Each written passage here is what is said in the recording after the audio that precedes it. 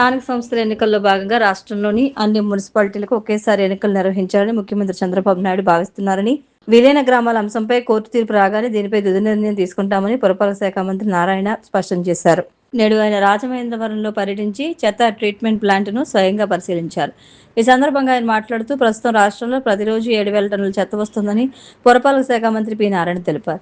గత ప్రభుత్వం ప్రజలపై చెత్త పన్ను వేసినప్పటికీ లక్షల టన్నుల చెత్తను పేరుకుపోయేలా వదిలేసి వెళ్లిపోయిందని విమర్శించారు.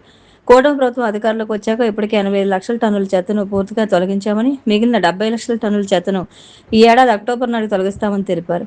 కడప, కర్నూలు, తిరుపతి, నెల్లూరు, విజయవాడ, పెద్దాపురంలో వేస్ట్ టు ఎనర్జీ ప్లాంట్ను ఏర్పాట్లు చేస్తున్నట్లు వెల్లడించారు.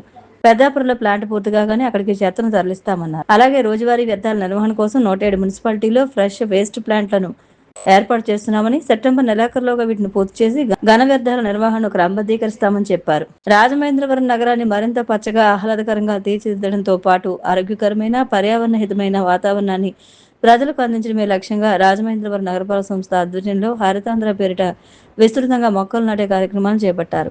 హరితాంధ్ర 2026లో భాగంగా నేడు వియల్పురం టెన్నిస్ కోర్టు వద్ద నిర్వహించిన మొక్కలు నాటే కార్యక్రమానికి Rajamahendravaram city MLA Adireddy Srinivas, commissioner Rahul మీనాతో కలిసి మొక్కలు నాటారు. ఈ సందర్భంగా ఎమ్మెల్యే మాట్లాడుతూ నగర వ్యాప్తంగా సుమారు 49 లక్షలతో రోడ్లు, సెంట్రల్ డివైడర్లలో మొక్కల పెంపకం పనులు చేపట్టగా మరో 9.90 లక్షలతో రోడ్లకు ఇరువైపులా అవెన్యూ ప్లాంటేషన్ పనులు చేపట్టినట్లు తెలిపారు. ఈ 2 కార్యక్రమాల ద్వారా నగరంలో పచ్చదనాన్ని విస్తరించడంతో పాటు రహదారుల అందాన్ని పెంచే చర్యలు చేపడుతున్నామన్నారు.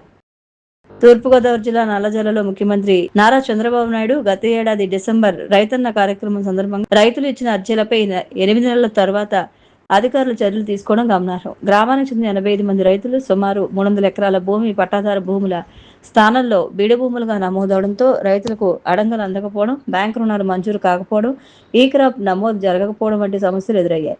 ఈ విషయాన్ని రైతులు ముఖ్యమంత్రి దృష్టికి తీసుకువెళ్లారు. ఇప్పటివరకు మేనమేషాలు లెక్కించిన అధికారులు తూర్పుగోదావరి జిల్లా కలెక్టర్ కీర్తి చేకూరి ఆదేశాల మేరకు కొవ్వూరు రెవెన్యూ డివిజన్ అధికారి కె ఆనందరావు గురువారం నల్లజర్ల మండలం సింగరాజుపాలెం గ్రామంలో క్షేత్రస్థాయిలో పర్యటించి ఏడాది కాలంగా ఇబ్బందులు ఎదుర్కొంటున్న రైతుల సమస్యను పరిశీలించారు.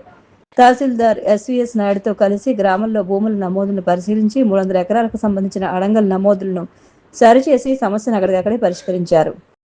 డిఎస్సిలో ఉద్యోగం రాని అభ్యర్థులు నిరాశపడవద్దని, అక్టోబర్లో మరో డిఎస్సి నోటిఫికేషన్ నిర్వహించేందుకు కూటమి ప్రభుత్వం సన్నాహాలు చేస్తుందని ఏపీ పర్యాటక, సాంస్కృతిక, సినిమాటోగ్రఫీ శాఖల మంత్రి కందుల దుర్గేష్ వెల్లడించారు.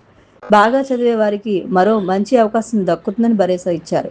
ఉండ్రాజవరంలో ఆయన మీడియాతో మాట్లాడుతూ వైసీపీ హయాంలో ఒక్క డిఎస్సిని కూడా ప్రకటించిన నాటి పాలకులు కూటమి ప్రభుత్వం అత్యంత పారదర్శకంగా డిఎస్సి ప్రక్రియ పూర్తి చేస్తే సిబిఐ విచారణ అడగడం విడ్డూరంగా ఉందని అన్నారు. గత ప్రభుత్వ హయాంలో ఏబీపీఎస్సీ అంటే అక్రమార్కులకు ఆలవాలైన కమిషన్ అని ధ్వజమెత్తారు. ఏబీపీఎస్సీ గ్రూప్ 1 అక్రమాలపై ఏర్పాటు చేసిన సిట్ నివేదిక గత ప్రభుత్వ అరాచక పాలనకు, బాపాలకు నిలువెత్తి చెంపపెట్టు అని వ్యాఖ్యానించారు. దమ్ముంటే అసెంబ్లీకి వచ్చి డిఎస్సిపై చర్చించండి, శాసనసభ వేదికగా సమాధానం చెప్పేందుకు కూటమి ప్రభుత్వం సిద్ధమని సవాల్ చేశారు. రాజమహేంద్రవరం, ధవళేశ్వరం ప్రాంతాల్లోని రైతు బజార్ల ప్రధాన కార్యనిర్వాహక అధికారి డాక్టర్ కె మాధవీలత పరిశీలించారు. ధవళేశ్వరంలో నూతన రైతు బజార్ నిర్మాణ పనులను ఆమె తనిఖీ చేశారు. రాజమహేంద్రవరంలో 45వ వార్డులో 45 లక్షల అంచనా వ్యయంతో నిర్మాణంలో ఉన్న నూతన రైతు బజార్ పనులను కూడా పరిశీలించి నిర్మాణాన్ని నాణ్యతా ప్రమాణాలతో వేగంగా పూర్తి చేయాలని సంబంధిత అధికారులను ఆదేశించారు.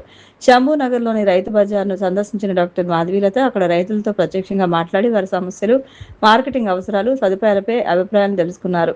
రైతులకు మరింత అనుకూల వాతావరణం కల్పించడం, వినియోగదారులకు నాణ్యమైన వ్యవసాయ ఉత్పత్తులు అందేలా చర్యలు తీసుకోవాలని ఆమె సూచించారు. ఆదికవి నన్నయ్య విశ్వవిద్యాలయంలో 80వ స్వాతంత్ర దినోత్సవాన్ని పురస్కరించుకుని సంబరాలు నిర్వహిస్తున్నారు. దీనిలో భాగంగా గురువారం యూనివర్సిటీ ఎన్టీఆర్ కన్వెన్షన్ సెంటర్లో దేశభక్తి గీతాలాపన కార్యక్రమం నిర్వహించారు. ప్రముఖ సింగర్ పి సతీష్ మరియు విశ్వవిద్యాలయ సిబ్బంది దేశభక్తి గీతాలు ఆలపించారు. నేడు క్యాంపస్లో 80 మొక్కలు నాటి, అలాగే త్రివర్ణ పథకాలను చేతపట్టుకుని విశ్వవిద్యాలయ ప్రాంగణంలో స్వాతంత్ర దినోత్సవ ర్యాలీని నిర్వహించారు.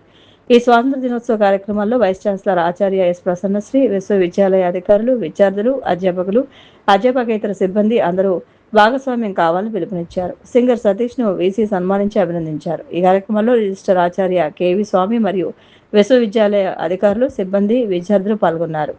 80వ స్వాతంత్ర దినోత్సవ వేడుకల్లో భాగంగా నిడదవోలు నియోజకవర్గంలోని ఉండ్రాజవరంలో జరిగిన తిరంగా ర్యాలీలో ఏపీ పర్యాటక, సాంస్కృతిక, సినిమాటోగ్రఫీ శాఖల మంత్రి కందుల దుర్గేష్ ఉత్సాహంగా పాల్గొన్నారు. తిరంగా ర్యాలీలో మంత్రి దుర్గేష్ చేతిలో జాతీయ జెండా చేతబూని భారత్ మాతాకి జై అంటూ స్థానిక వీధుల్లో ప్రజలు, నాయకులతో కలిసి నడిచారు.